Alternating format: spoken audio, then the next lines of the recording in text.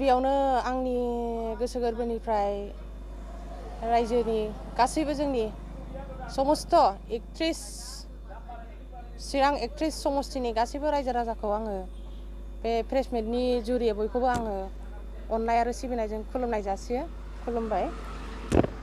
आं दिनै बे प्रेस मिटनि गेजेरजों जोंनि समस्त एक्ट्रेस समस्तिनि रायजो राजानिसिम आंनि बे फंनैसो रावखौ आङो बयनिबो गोसो गोरबोसिम मिथिहोहरनो थाखाय आङो दिनै नोंथां प्रेस मिटजों आङो जगाजग खालामनानै आङो माखासे गुरुत्तपुर्णखौ आङो मिथिहोनो थाखाय आं दिनै जिरायदों। दिनै आङो बर' आइजो हिसाबै बा सासे महिला हिसाबै दिनै आङो समस्त गावनिनो जन्मस्थान जिहेतु आं बिनिनो जन्म हिसाबै दिनै आङो महिलानि जानानै आङो माखासे खामानि मावनो होनानै आङो समाजनि खामानि मावनो होनानै ओंखारबोदों। बेवहाय आंना रावनिबो पार्टिजों माबा दुश्मनी गैया बा मित्रता गैया। हारसिं इन्डिपेन्डेन्ट आङो दिनै जिहेतु फैगासिनो एप्रिल 6 तारिखनि एसेमब्लियाव आङो संग्राम जानो होनानै जिहेतु आं ओंखारबोदों। नाथाय जोबोद दुखुनांथाव दिनै आङो सर्ट पिरियडनि थाखाय बिभिन्न जायगायाव आंखौ खावलायदोंमोन जे फै जोंनियाव माने गोजोननाय हामलायनो थाखाय हांख्राय हरदोंमोन बिभिन्न जायगायाव जेरैहाय ओरै माबानिफ्राय लानानै तुलसि जरानिफ्राय लानानै धरक भुटान बर्डारनिफ्राय ओरै सालाखाथि दलमारासिम जिहेतु एरियाया गोलैयो बे एरियाखौ सम्पुर्ण बेरायजोबनांगौ आंना बे सर्ट पिरियडआव जोबोद टेकनिकेल उसुबिदायाव गोलैनानै आङो दिनैहाय आंनि जिहेतु आवगायबोनाय खौरांखौ आं माने होनो गोब्राब जागासिनो दङ। बिनि थाखायनो आं दिनै बाव जिरायनानै रायजो राजानिसिम मिथिहोनो थाखाय दिनै आं जिरायनाय जादों आरोखि। आंनि मेन उद्देश्यआ जाहैबाय दिनैसिम जोंनि एक्ट्रेस समस्तियाव 17 बोसोर रानिं गभर्नमेन्ट सोलिनानै थांगासिनो दङ। स' बेहाय दिनैसिम रावबो जोंनि महिला मानसिया समाजनि खामानि मावनो होननानै बा सासन खालामनो न'खर बेंनो होननानै आवगायबोफेराखै। बेखायनो आं सानदों मुलुगनि बिभिन्न जायगायाव महिला मानसियानो जुदि गावनि हादोर बा स्टेटखौ सालायनो हायोबा जोंनि बे फिसा जोङो समस्तिखौ सालायनो थाखाय जों मानो हाया। दिनैहाय नारि वमेन पावार मोनसे होननाय दं। वमेनानो दिनै बिसिबां डेभेलप खालामलांगासिनो दङ। धरक बेंगलाव ममता बेनार्जिया बिसिबां गावनि माबाखौ स्टेटखौ बियो सालायनानै दङ। बांलादेशआव सासे महिलाया गावनि देशखौ बिसिबां सुरक्षा खालामनानै सालायलांगासिनो दं। थ' आं सानो ओंखायनो जेननाय देरहानाया आंनि खाफालनि खोथा बेखौ आं बुंनो थाङा। आं जुजिदों आं 100% आंहा फोथायनायबो दं।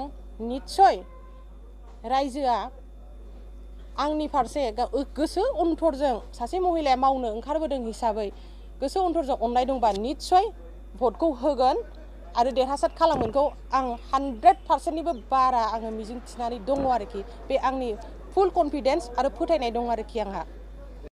बेवहाय टटेल भटआव मिथिनाय बादिबा 2,07,000 मर देन बेहाय आंनो बारा नाङा। आं 90,000आव आङो फुल माने कनफिडेन्सआव दं आरोखि। दासिमाव नोंथाङा माबायदि दा आङो बेखौ माखासे टेकनिकेल उसुबिदानि थाखाय एकदम माने आङो फिसा बेखौ मा होनो पकेट मिटिं सिस्टेम खालामनानै आङो बिराद माने ट्राभेल खालामनानै बिराद स्ट्रेसजों माने दैदेनलांगासिनो दं आरोखि। दा बिनि गेजेरजोंबाबो आङो 50% माने प्लास आवगायबोगासिनो दं आरोखि। बाखि दिनाथ' गैला सानबाल'सै बुंजायो। बे सानबायाव आरो आङो 50% आवगायनाय बलथे आङो 50%खौ आरो हाबावगोन होननानै एकदम आसा खालामदों आरो होनोबा राजनिति दलाव जेन'बा धरक गासैबो राजनिति दलानो मावै मावै जेनेबा मावलाङो हेला जामनाय टाइमाव एसे आलसिया टाइप होननांगौ जाहैयो आरोखि बेखौ आं बारा मालायनि दलखौ बुंनो थांला जिहेतु आंबो पावाराव फैयोबा बा देरहायोबा सोरबा सासेजोंबाबो आं सरकारखौ दागोन आं माने जिहेतु आदार पार्टिखौ आङो माने बेखौ आङो माबा खालामनो साना एभयड खालामनो साना जिहेतु मोन्थाय दं हिसाबै आं दिनै इन्डिपेन्डेन्ट गसंनाय जादों आरोखि रायजोफ्रा नोंनो मानो भट होगोन एबा नों मा खामानि मावगोन मानो भट होगोनखौ आं बेखौनो आसा खालामो जिहेतु बयबो महिलानिफ्राय आंनाव मेसेज सफैदों दिनै चिराङाव सासे महिला राजयुक्त बा न'खर सालायनो होननानै साहस खालामनानै गसंबोदों होननानै आङो माखासे बिभिन्न बहुत महिलाफोरनि आंनिफ्राय आंनाव मेसेज फैगासिनो दं मोजां मोनदों जोंनियाव फै होननानै आंखौ बयखौबो खावलायदों नाथाय आं सम होनो हायाखै बिराद दुखित आङो प्रथमावनो फार्स्टआवनो आङो अमेननि बिखयैनो आं लक्ष्य होदों अमेनखौ आं जेनेबा आं सासे बर' आइजो बिमा महरै आं अमेननि हिन्जाव नारिनि उपरावनो आं बांसिन लक्ष्य होगोन प्रथम आङो जुदि बे निर्बाचनाव जुदि आङो सफलता जानानै थाङो जयगथा जानानै थाङोबा फार्स्टआवनो आङो जोंनि बे ससियेल वेलफेयार जिहेतु अंगनबादि ICDS आव फार्स्ट स्टेप आं बेखौ फल' खालामदों आंना सावगारिया बेखौ मा होनो पेनापोल होनो इंलिसाव बर'आव रैमालि होनो बेखौ रैमालि फिथाइयाव रायजो राजा नोंथांमोना गावनि बेसेन गोसा आसिखौ गोसो अनथरजों सोदांनानै बा साइ सिन्थि खालामनानै बिराद गोसो गोथौयै साननानै थुनानै होब्लानो सासे नारिया खामानि मावनो थाखाय जयगथा जाबाय होननानै बा देरगासार जाबाय होननानै बयनिबो गोजोननायखौ मोनगोन होननानै आं आसा खालामदों आरोखि